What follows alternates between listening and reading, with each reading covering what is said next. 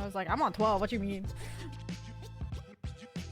Hello, everybody, and welcome to CVAL Champions. My name is Zovi, and I'm joined by the amazing Sam Talks to bring you our second weekend of CVAL action as it continues. You saw us last week alongside Infernosis and Jackson 5K, and we are back to call the action. Now, Sam, we've already had quite a few teams eliminated, quite a few dark horses emerge, and then obviously your consistencies of Winthrop and Maryville. But what are they competing for?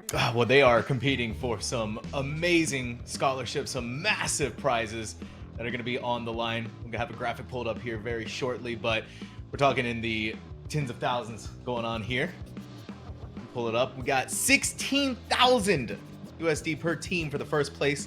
Second place is going to get 8,000, third at 6, and fourth at 5K. So big wins here for first, second, third, and fourth. We're obviously going to be gunning, all of our teams going to be wanting to gun for that top spot, right? Not just here for the scholarship, but you're also here for the glory, the honor, the pride to be able to call yourself the CVAL champions. Yes. And I mean, we talked about what they're competing for, but now we've talked about how they can make the trek through this college championship. So, I mean, talk about the format, right? We started out with 32 teams, 16 seeded into an upper, 16 into a lower, and it technically is then double elimination for those starting in the upper bracket, but those starting in the lower is it's one and you're done. And I mean, like one of the teams we'll see today, they have started making that deep run all the way to Raleigh, North Carolina, NC State. So it looks like it's a long ways. That's why it starts all the way now and runs until June 1st, where we will crown our CVAL 2025 champions. And I mean, you don't miss any of this action weekend to weekend. No, you absolutely don't. It's been a nail-biting time period for our lower round bracket colleges and universities as well, right? It's like you said, it's that single elimination. It's backs against the wall, so every single scrap is felt at its utmost. Meanwhile, for our upper round squads, right, they've been chilling out up there, especially the ones that have made it so far into this weekend. Our brackets are going to be able to show us everything that's happening here. A lot of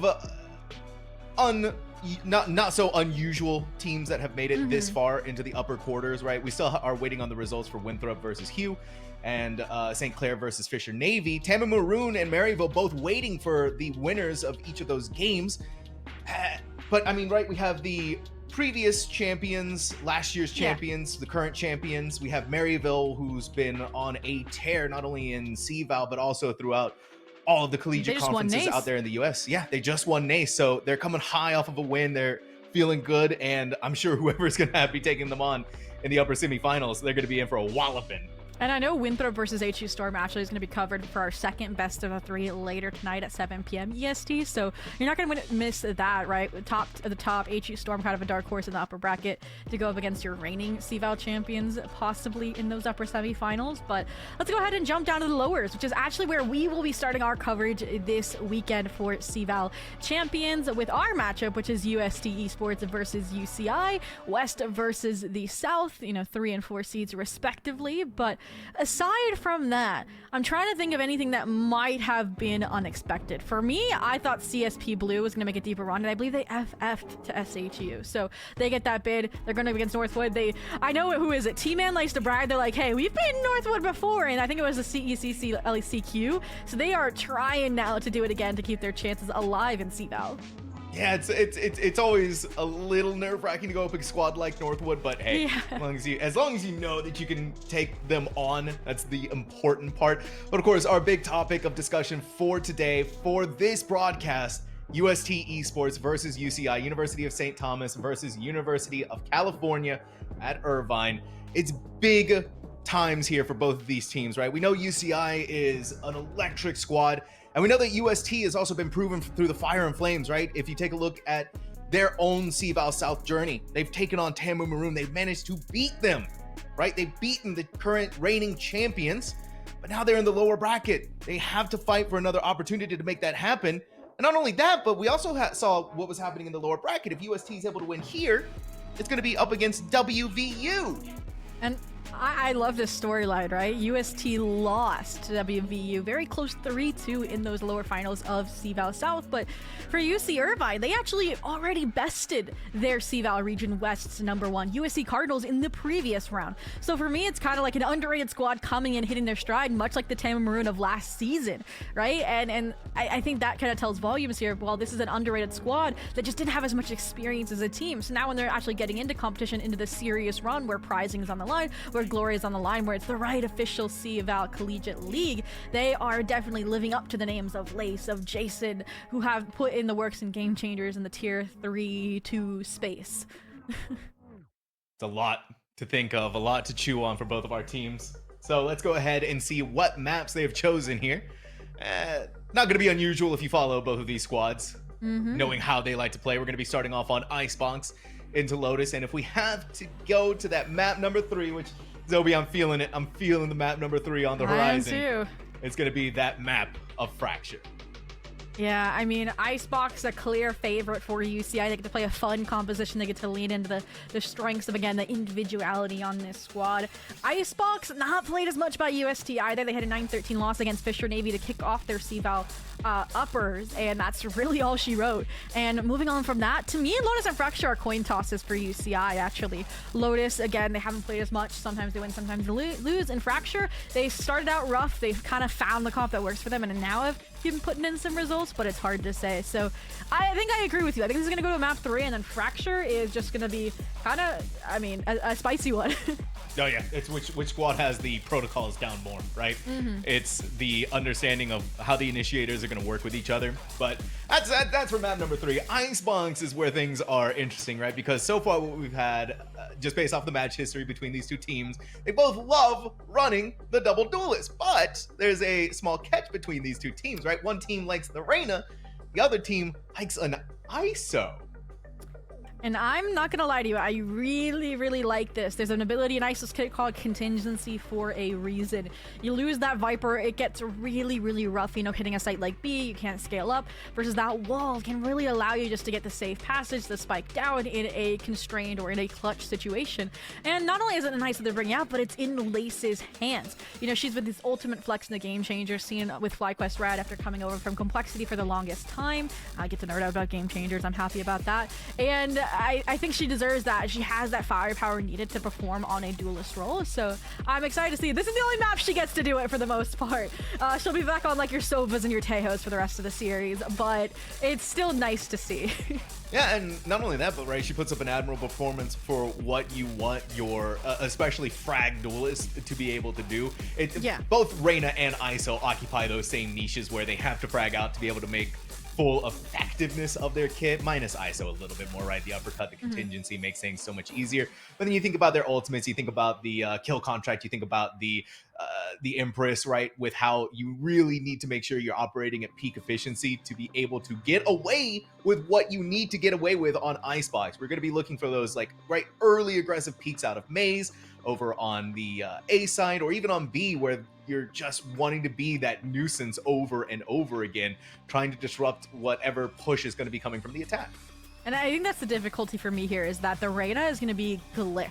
And Glyph is that tier 2 player, right, for Ambrosia. So they have that experience, they have the mechanics behind them.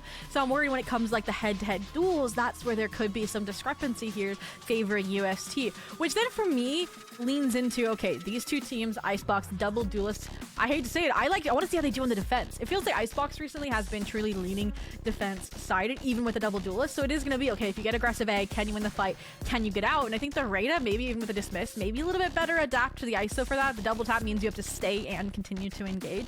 So then that's going to ask, okay, call upon your secondary duelists and your support players. How are they going to facilitate the ISO? And I think that's where, again, coordination, playing with your team a lot is going to come in clutch. And I think UST just, it feels like, has a few more reps under their belt with these extensive best of fives in the later CVAL stages. Yeah, right. We've been having a lot of those conversations about getting through the exhaustion, getting through the massive series that we could possibly be going through, right? This is only a best of 3, so it's not going to be too crazy, but yeah, just having that in the back of your mind, knowing that if you can play that war of attrition against your opponent, especially make it to the map #3 where you're going to feel most confident on, that's where ideally I think UST is going to find themselves in a pretty position. They've gone up against some powerhouse teams, they've gone up against some really strong opponents, and even if they aren't able to make it all of the way, they are still able to make it. And that's, I think, one of the more important aspects when we think about a squad like UST. Then we look at how UCI has been doing, right? Similar scenarios, similar situations, similar positions. Now I think it's time for Agent Select here, Zobi. Figure out how exactly things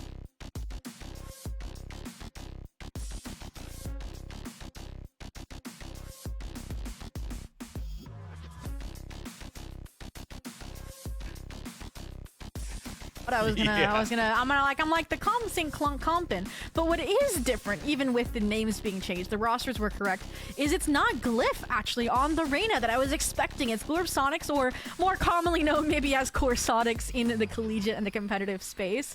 But I mean, Glyph, again, experienced players should be able to flex fairly confidently. Core Sonics, another aimer. We are getting everything we asked for from the UC Irvine squad, but Richie on the Jet, which is their go-to no matter the map. Jason, the Viper, is going to be a nice core of stability here. Nice clutch anchor on the B site. And Lace on that ISO, getting to come out here aiming. I mean, this is the player, right? When she subbed in for, you know, this kind of tier 1 clobber match called the Spotlight Series, where she was putting up those numbers when asked to. And she even, like, pseudo-retired to come play for UC Irvine. So this is the opportunity for her to showcase, okay, this is why I stepped into the collegiate world, in addition to now returning to Game Changer with the FlyQuest Red Squad here yet again. So, I mean, I'm not gonna lie to you, I think Glyph versus Lace on the duelist head-to-head, to me, I might give to Glyph. Corsonics versus Lace, I think Lace, I think she can win a lot more of those engagements. Yeah, that head-to-head is going to be at the back of your mind. But what's even more important is that we are now in game. UC Irvine is going to be starting off on the attack. UST, give us a look at the defense, and already UCI is spread out across the map. 2 going up A, 2 going poking at B, and 1 at mid. The Viper, the one to have to maintain a 1v2, and that's going to be so tough for Jason to beat out against Glorb Sonics. But yeah, back away. Lace trying to trade out their fallen compatriot. Not going to be able to. And now the rest of the squad is going to regroup back together, try to fight for better tides on B. Ooh, here we go. Nice call. I'm worried that there isn't kind of an anchor player here like Killjoy or Viper close by. It's just this Reyna. And I think recognizing that is why we're seeing Richie fight so far forward here, because they feel the confidence to be able to do so. Also, you know, the Viper falling means you don't have that toxic screen to rely on here. And so, as a result, great sightlines mean great engagements. Shall we able to find 2 here, and it's all down to Jason L alone on an island outside of Yellow, and they are going to drown in the melting snow. So a really quick pivot, a really quick reclamation of the B side, despite my expectations of, okay, not having a Viper, not having a Killjoy stationed here. God, it's losing on your Viper so early on in the round really hurt. And that's where UST, the foreknowledge of taking that fight in mid, knowing at most it'd be 1 player, right? You leer out, both of your duelists swing out through mid, they take their fight, they win their fight. And not only that, but it's the most valuable prize on Icebox. It's the Viper gone. As that eliminates a lot of the push, that eliminates a lot of the pressure. And so now, UST, giving us a good look at what is going to be their anti-eco. An Outlaw in Mate Niles' hands, going to be a demonic presence. Oh, well, you know, I mean, they're demonic. We just found Satan Glyph. The Bulldog able to find the opening kill, finds a second as well. This is the player that I said was going to be their frag-heavy individual, shutting down any eco attempts here for UCI so far. Mention again, lack of Killjoy, lack of Viper utility on the pistol. Well, guess what? It's here this time around. Disrespect shown, the plant attempted, but the spray down out of this orb Molly combo works out quite well for UST. Yeah, and then Glyph just keeps tearing through them like a hot knife through butter. Glorb Sonics, Core Sonics couldn't keep their name out of the kill feed either. That's going to be the anti-eco done flawlessly, not losing a single player. Sets themselves up brilliantly for the bonus. Nicely done. And again, I mean, I think if we're seeing already as we have attack pause really quickly, UST step out forward. We kind of hyped up UCI. We're like, this is an underrated squad. They already beat their demons in terms of beating USC, the top seed out of CVAL West. Now they've taken that crown as okay, maybe the kings of the West minus SJC who didn't compete in that. It's up to debate in the collegiate community. And I think now, I mean, UST is just a different tier, a different echelon of collegiate player. We didn't even talk about okay the possibility of a UST 2-0. We're like, okay, if we assume USCI wins their map. They're really strong in Icebox. It's been played a lot. There's a loss of the belt of UST. But again, comparing Fisher Navy to UCI, I think there is a world where Icebox easily goes the way of UST. But Sam, it's been the pistol. It's been the eco. Yeah. We may be getting ahead of ourselves here. But 2-0, great start, especially when this isn't your map pick. Especially when it's not your map pick. We did talk about it though that Icebox tends to lean itself more towards the defender side. Defense, yeah. And that's kind of what we're seeing flavor wise from UST. Minor mistakes coming that eventually snowball themselves into major mishaps for UC Irvine in the pistol. And anti-eco, you can only think so much, right? You got to take your fights as best you can, but your duelists going out through mid trying to take their pot shot fights there just wasn't working out. And you're running into Glyph, right? Glyph walks away with a 4K, for goodness sake, out of that anti-eco round. And I mean, sure, it's a flawless there for them, but now we're going to see what the potential is for UCI and how they're going to recover from that and try to deny the bonus round. But looking at it so far, right, they had that split push that started on the pistol round, and then you left one player deposited in mid. Then you go into the anti-eco. It was 2-3. So this team is really wanting to try and poke and prod at the weaker spots of Icebox, where so far, right, we haven't seen that from UST. All of that can change now, though, once we get the rifles. Yeah, UST is so interesting right now. They have like the composition, they have the formula where you typically have like the double duelist aggressing A, you have the KJ Viper B, and they put their Viper mid instead of the Sova, and now they have their duelists playing separate. Like, look at the Reyna scaling on this anti-eco, right? All the way through Garage. Knows this is pretty much an A commitment, and now, I mean, you have somebody that has to keep an eye on their back. You had, you know, Jason watching it, but no punishment found. And, I mean, Glyph instead is anchoring the A site, which is what you do late in the half, right? The pivot you make when they are doing the A-take simulator, but this is the first time head-to-head, and now all the players can confidently rotate and fight here, and UCI, I feel like they're walking into a trap. Ah, yikes. Okay. I got a little scary trying to use the cloud burst, but man, nobody cleared out Glyph from that corner. They're going to be able to grab one with a bulldog, and this is just going to have to be UCI backing away. It's only Jason and Lace left alive. I mean, look at what Jason has managed to do on B side, right? Meanwhile, all of UST is here, but there's 4-2 players. So whenever UCI is going to have to claw back from themselves, it's going to have to be fought through blood. Yeah.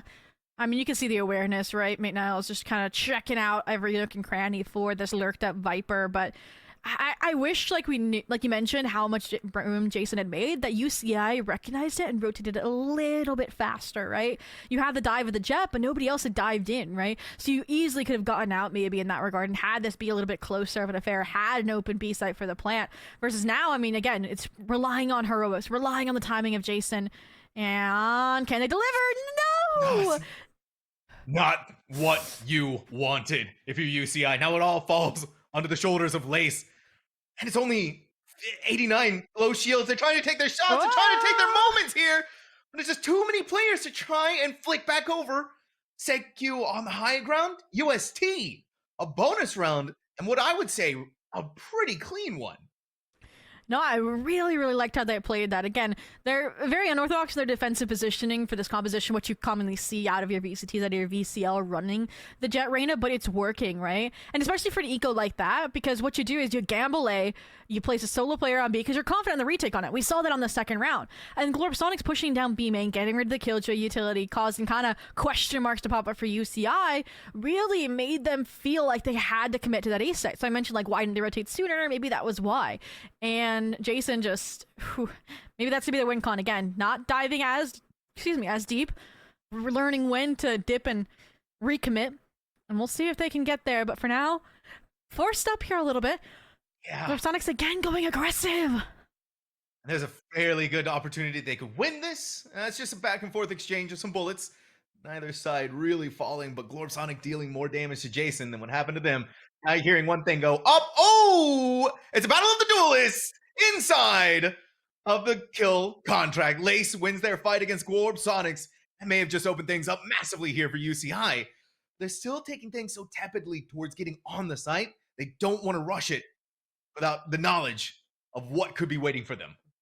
Yeah, I mean, fighting a first blood like that, really, really clean. I do like them anchoring Mate Niles here this late. I mean, obviously, Outlaw part of the reason why. Muffin Cat could get the edge if they scale up at the proper time, but to me, it's not before Jason, I think, is going to peak this solo. Wow, the timing. That's crazy. They may have readjusted, though, towards a better position, but they're still, like, right, trying to decide on how long they want to hold this. But finally, with the util being dumped onto the site, it's just Mate Niles holding this with the Outlaw. Good opportunity. Oh, my goodness gracious. You set him up. Toxic screen. Mate Niles will knock him down. There's only 2 more players left to go. What was a great start for UCI. Just got the rug pulled out from underneath them. There's only so much that you can do here. It's a lone Viper and a lone Jet isolated from each other, and it's going to be Cliff to close things out. Yeah, Richie, the only one that can make it past it Outlaw, right? Because you're tailwinding in. And that literally was just because of the toxic screen, right? The toxic screen comes up, Niles is on the correct angle, and a body shot when you're decayed is enough with that sniper rifle that packs a punch. So 4-0 right now, snowballing over UCI, showcasing what is the seed discrepancy of CVAL 11 to CVAL 27 here that has made this deep run upset. And I'm expecting this to be that UCI timeout, right? There's no way UST takes one when you're up 4-0. And I think this is a great time for one, right? You've like lost a rifle or two, you're going back into an eco, you've got to figure out what's going wrong. Yeah, I mean, this is lost. Yeah, okay. Wait, this is UST one? Ooh, no way. Okay. Well. No way. There we go. all right. UST. All right. That timeout would have been diabolical to be taking one for yourselves. You're like, okay, let's just we're doing too good. Mind games. Yeah. All right. UCI though, yeah, it's like you said. They lost the bonus. They lost a force-up round off the back of Lace getting first blood with their kill contract, and so now they got to work their way back up towards that. They have a Hunter's Fury in their back pocket, but you look at what UST is using on their own ultimates. They have the Viper's Pit, they have a Blade Storm, and Sonic is close to the Empress. Howie's close to their own Hunter's Fury. So across the board, this team is looking strong. For UCI, though, it's like you said, right? This is rough territories. This is rough waters to try and figure out how to get the ship back on the right track. Yeah, I mean, I think Icebox A, like, attack is such a hit or miss. I'm not gonna lie to you. Just again, if it can feel helpless, like you can't find a way out. So I think that timeout definitely well needed here, well construed. I like this instead. It's a little bit more defaulty, right? Other than your Killjoy solo lurking A, you might be able to, if you show presence A, bait out the Reyna, Glurpsonics, and then if you can double challenge, it might look good if you can get this weapon down on this eco, and that's exactly what Richie does. Spike, I'm concerned, deeply committed towards the A site. Maybe they're hoping if they continue to show presence B, they'll be able to give up that space, but Deep Drone, I don't know. It feels like they have the inner workings in the late round. I'm hoping doesn't fall apart. Okay, now it's just time to back away. You've gained so much space on B. Not only that, but the Viper wall is here, right? And so far, the idea that's been set in UCI's mind is that the KJ plays here. And a good call, too. Other the swarm grenades popping off, back and forth, trying to flush each other out, and try to get the spike planted on this site. Recon Dart's going to be taken out. How are you going to go inside of it yet again, but slowed down by all the mollies. Oh, that was a good takeout of the counter recon bolt that could have been disastrous here. But Richie, a little too slow on the uptake. Howie rips their head off. How's the hair rifle down? Jason. Yeah, and that rifle, like you said, was all the way up there. And there's only 30 seconds left to go. Whatever UST or other UCI is going to make their heads, whatever they're going to try and decide, they got to do it now. They just walk out confidently. Jason has to swing. Hit the headshot on the counter for the Viper here. Now it's down to the 1v1. It's only 2 more bullets. Jason trying to pick up a weapon. Mate Niles holds it down. UST ekes by with the 5th. Yeah, I kind of said I was worried about that timing, not quite selling it with the Sova, and just the sheer amount of time it takes for the spike to make their way over to the B site. And in the meantime, UCI is waiting instead of advancing, right? You can take the site, you can push forward like they did, but again, just we're going to get that delay factor in the retake here, right? Finally gets there, finally challenged through, and every player from UST is committed as well to denying that site control.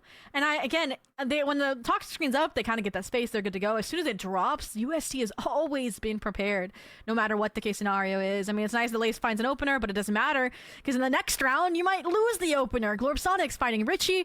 At least there's a trade out on this AXEC, but I don't know. how he's been suppressed, how he's been vulnerable, but you still got to take your fight against them. And even though the shield is going to fall, there's back and forth trades between these two teams. Neither one gaining the upper advantage. Yeah, actually, there it is. Jason, Sonics is out. Now UCI, they have the numbers advantage. They have this opportunity. They've even gotten rid of Cliff, but they cannot lose anything else. A swarm grenade. Jason walks into it. A 1v1 now. It's going to be KJ v KJ. But Muffin Cat looks none the wiser about where they could be. Up on the high ground, they put the turret there. And they didn't look to the heavens above. And AQ's going to capitalize on that. Keeping the flawless run alive, Sam.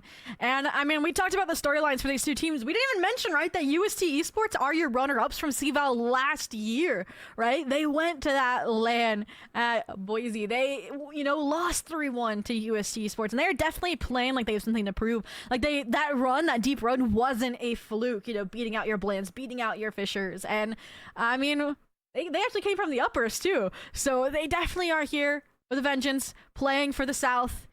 Here we go. I mean, ATEC Simulator, right? You gotta get warmed up one way or another. UCI trying to play the kind of control, play with what they know, right? Which is this A site. And once again, UST has every member here, minus your anchoring mid Killjoy. Oh, May getting away just in the nick of time. If a cat on the high ground, Sonics gonna rip them down from that perch. Now you're looking over towards the other side. This is unbelievable. Wow. From University of St. Thomas. 7-0 on UCI's map pick. I think 8 is where like a coach typically contemplates, okay, let's take a second timeout for the half, even though you'll have a long way to go on the second. But UST already confirming a lead. We said this was defense sided, but not this defense sided, all right? And now, I mean, there's a mismatch, right? Look at the buy. Look at the ults. At this point, if you're Richie, maybe hand your rifle off to Lace just to do the kill contract and then hand it back. I mean, I think their best bet has been winning this opening B fight and then, you know, continuing on to the B site. Like, see if they can cross-check that box. I mean, they've gotten Sonics into the ultimate. Did they hand the rifle off? It looks like they took my advice. Now you just gotta win. Advice doesn't. Sonic wasn't going to lose at that time. Good. Yeah, exactly. But they were so far pushed up that even had Lace lost that, you see what happens there. Jason landing a massive killing blow on the Glyph. And now, a shot in the dark. They don't have the spike, right? And UST, the final two players, Mate Niles and Howie, roaming around looking where they could go. Muffin Cat has complete control of this A site. And as long as UCI ups the tempo to get back over in that direction, has a really good chance not only getting the spike planted, but winning this round. Nico to get the ball rolling would be huge here, but Mate Niles, Showy, we've seen the 3Ks Mate is able to put up when they need to. They're going to get the 1v1 against the Sheriff. The scaling's perfect because the player was planting, but now it's a 1v2 as you wait for the Sova to get here, and they just are not ready to take the engagement. Showy was isolated screens, and that means that Richie can take 1v1 after 1v1. Last time, fell short with the hero rifle. This time, delivers. A lot of these rounds, right? Lace's kill contract opens the way forward for UCI to be able to work some magic, some miracle. And that one was just tied up perfectly in a bow.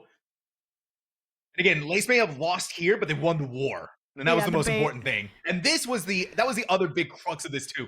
It almost slipped out of their hands through Mate Niles' heroics. And then it was counter heroics from Richie. It was just cleanly done. Finally, though, a round for UCI and one they desperately need. Yeah. Okay. A little fake mid default here, you know, chuck the swarm grenade. Scale up B is the reality. Ooh, well, we glossed over the Mate Niles operator upgrade that takes out Muffin Cat. Again, that off-angle lethal. No Killjoy lurk, which means you've got to sink your teeth into the site, especially when you're mid-lurk. Jason has also fallen to Glyph. So, once again, unorthodox defense usually works, but you can still punch through with one localized punch, and that's exactly what they're doing. Richie, tip of the spear here through the B site, weathering the layers of Killjoy utility. And this is what UST wants. They make the delay, they tee up, they wait for the spike play when there's one player less to challenge, and then they fight forward. Wow. Again, it's just sheer numbers, right, Zobi? It's just all the players coalescing onto the spot. And you have to look in 20 different directions, but you also have to look up. And that's kind of what UST has been abusing time and time again, and just nothing that UCI can do to fight against it. I really liked. You see, it looked like they were trying to make the change there, right? Like, didn't have the spike, was waiting on the Viper orb to drop. They fight forward up the contingency, but again, you mentioned at numbers, UST just always having the edge in that regard right now. So I need them to have a way to, right, draw players off. That's what the Killjoy Lurk, that's what the Viper Lurk were aiming to do, but they both lost their openers, right? To Mate and to Glyph, respectively. So again, the mass mid control that UST has. In this round, they're flipping it, right? Lear, they want always to find this lurk player, and unfortunately, Jason this time has the edge. Their decay off the orb, wins out the duel, and now they regroup with the squad. I like this little bit of recognition to take that fight a little bit further back and let Glorb Sonics come to you. But here's where the big wins are going to have to come in now. They see the Viper's pit being put up right in front of them. Any ideas of wanting to do this B-side exec may have just been thrown topsy-turvy. Glyph is playing a little trepidatiously. They can still be in this Viper's pit. The lockdown doesn't cover the entirety of this, but you should have an idea of where this Viper is. Richie, just take the pot shot. There's nothing here, man. You gotta know they're hiding out of this angle, but Glyph still gets away with it. A lockdown extended, but the Viper's pit still up, still there. There's a chance that a player just walks right into Glyph, and that's what I'm hoping happens here. Or he just overstepped, the pitch drop. Shawi has to respond, and they do at least for one. Keeping things close. And again, it's these eco rounds that UCI have been putting in the work, but it might still not be enough. Some chip damage found by CQ to keep things close. The 3v2, the ops arrive, just waiting for their opportunity of the toxic screen to drop. But once again, it's Jason. Look at how deep they're lurked through A. Ooh, Mate now is aware of it. But can you be able to op really, really close so they're all the way through your spawn, waiting for you to come through hut? You can see the shorty out to clear, but I don't think you can clear your own spawn with this. You've got to be patient. You've got to be on the ball. You know, the last player's here. That is what Jason, massive play inside of defender spawns, Obi. Okay. Sends them packing right back into there. Gives UCI another round. You saw the short heave desperation, right? Can't reload the weapon in time. But that was like kind of like, if you think back to like the last Jason lurk through B, I don't even want to say they disengaged fast enough because they still were losing players, right? But it's more so the player that they left, Lace, was still fragging, was still keeping the players there. Versus the last time that happened, right? Like they overstayed their welcome. It was like unwinnable because then it was a 4v2 instead of a 2v2 when they left. So really nicely done. Also, Jason just wasn't able to find as much impact, you know, when they were in that 4 position as this time around. So again, lurk player delivers, you get your second on the board. 8-4 here wouldn't be terrible. I'm not gonna lie to you, Sam. Especially with the double duelist. So let's see. Not at all. Critical juncture here too. He says the kill contract back off. Jason, no, they saw. Wait, how he must have seen them here. But now we have another. They did. Action-packed round inside of the kill contract. Lace winning their engagement yet again. That's going to be 2-1 for that ultimate. I still don't know where Jason went. Yeah, right? Because Jason won the fight against Shawi. And then now Main has to re-clear all this space as well so that they can fast-track Lord of Sonics' retake side by side. And Jason is still there to look for more. Right? Like, that's... Yeah, both Jasons cap off the round. 8-3 here. The support players delivering. Lace delivering in the kill contract. Hey, I'm sorry I said the Glyph without AMU. And 8-3. 9-3, not unwinnable, I'll say. Definitely not what they want here. Like we said, kind of a defense side of map. 8-4, I think, would be amazing here for UCI. And trying to look in on the weaponry here. It's not perfect either. Guardian, you know, lack of weapon for Shawi here. No possibility of a Blaze Storm either for Mate Niles. They get a gun but no shield, which is fine. I think they got this, especially with just a good old air retake after the change has been made from UST. Look, the Viper, the stack is on B this time. Yeah, the stack is on B. They've had so much success here, but whoever made the call to attack A, the correct one, that has happened. Now it's all swarm onto the site. Put in the Viper's pit, but Jason! They're gonna be spammed through the smoke, spammed through the wall, and they're gone. And if I am CQ, I'm getting out of there, right? Get back to screens. You have your lockdown, and you are playing front and center contact here. It doesn't matter if you're Snakebite. It doesn't matter if you're Shawi. At least that's what I'm thinking. But if it's the entire team, you don't need the lockdown. It's Muffin Cat left in the 1v4, overwhelmed by the sheer numbers. For UST. Again, the rotations were always on point, and there was no other backup plan for UCI as we end things at the 9-3 half. We were talking about that, right? About this was UCI's moment to shine. This was the round that if there was ever one to win, it was there. And then they put in the ultimate. Jason, though, that was so unfortunate in the bam from the Guardian from SeQ to land their shots and pull down the Viper's pit. And from there, it was just all gone. And when UST fights back, when they re-engage back onto the site for that retake, it is a masterclass performance in not overplaying your hand, not overplaying any further than you have to, and capitalizing on the mistakes of UCI. So this is 9-3, right? This is not where UCI wants to be. So this pistol round for them is going to have to start off on the right foot. Okay. Deep dart. Again, when you're aiming, A is the way to go here. And we talked about it. This is where you expect the double duelist to be played, right? The forward aggression, the refrag is here over towards main. And talked about it. Lace can't get out, so they get refragged. But Richie can. Tailwind out, hold your own backside. And the decay should have been enough, but Glorpsonics with a clean headshot. And then followed up with even more clean headshots. Leaves Muffin Cat at 2 HP, and it doesn't matter. Good lord. What do you do there? Learn your lesson. Okay, at least Jason down. Yeah, right? Is able to take that fight. Fortunately, not much more than the one. UST 2 for 2 on Icebox with these pistols. There we go. Double digits already. That's one way to snuff out any 9-3 sparks you may have hoped for if you were UCI. And again, it's just draining that this is your map pick where you wanted to get things started. I mean, it's like 12:34. It's not gamer hours right over on the West Coast. You may still be waking up. And that's my only kind of copium now for UCI on this map is maybe they'll come back stronger on Lotus, but we gotta see Nico round, and then we got some close ones out of UCI. One of their first rounds as well got converted. So, no better time than now when it is this kind of carry over the rifles. I mean, it's not as it's a pretty strong buy, if I'm not gonna lie. Like 2 Vandals. This is insanity.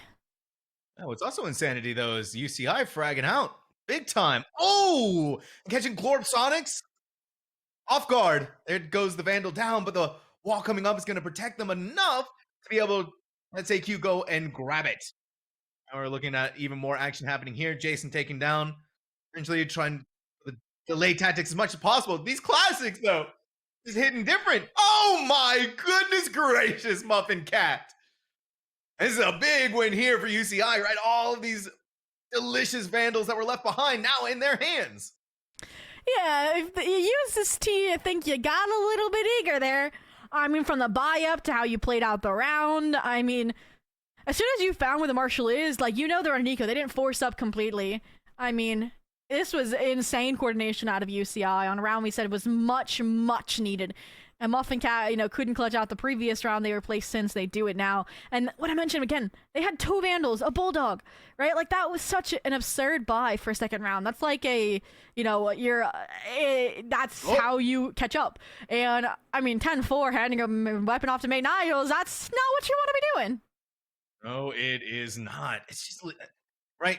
UCI leaving the Viper by themselves with no one to protect them while the Lions are bearing down on them. It's not meant to be. But look at this, though. Right, Jason and Muffin Cat. Perfect on the re-engage. Contingency is going to go up. Cliff. Hiding out right here is Cliff. Oh, it's going to be that. But the uppercut's going to slow them down. And somehow Cliff still gets away with another onto Jason. Gonna try and slow it down here, but that recon bolt's gonna be the extra wrinkle on this. It's down to Muffin Cat's shoulder, but they're not looking behind them. The timing working against them here. Back over to the corner. Jet dash over to the other side. Muffin Cat trying to get it to the half. They're running out of time. They get it there. And that gives them so much more wiggle room to be able to accomplish something here. But they need to win this against Mate Niles. But you better believe this Jet isn't going to lose that. A nice POV, Muffin Cat, I think playing that, you know, textbook, right? Gets it to half, sticks out their nerve, fakes the retap, even crouched down to sell it out, but Loki, I wouldn't have been crouching, right? That's things that you expect to swing on if they're sticking, and so Mate Niles was prepared for that placement. All in all, though, 11-4, I mean, it feels like both of these teams just gave each other the opportunity to get back into the game, right? From the absurd force-up from UST to then another anti-eco conversion for you, like, this is insanity for the 11-4. And now UCI, I mean, fortunately you have buy because you bonus weapons punishing their buy up. But again, they're not winning this A main fight, which is, again, unless you're playing like UST did in their first half, how this has to be played with a double duelist. And at worst, right? The shield broken, shield pop, Lace losing out time on the double tap to get it refreshed. USC playing it smart. Just waiting for it to go away. The rest of the squad's going to be here from UCI, but USC doesn't need to go too far out to be able to gain as much as they possibly can through here, you know, where Lace is going to be fighting back through. Glorpsonics is nuts, right? 2 headshots. His sights pretty much fallen. Lace, only one left standing. Oh, the Last piece of this puzzle to get onto the side. Lace, though, again, there's just so many angles to cover at UST puts themselves into match point. That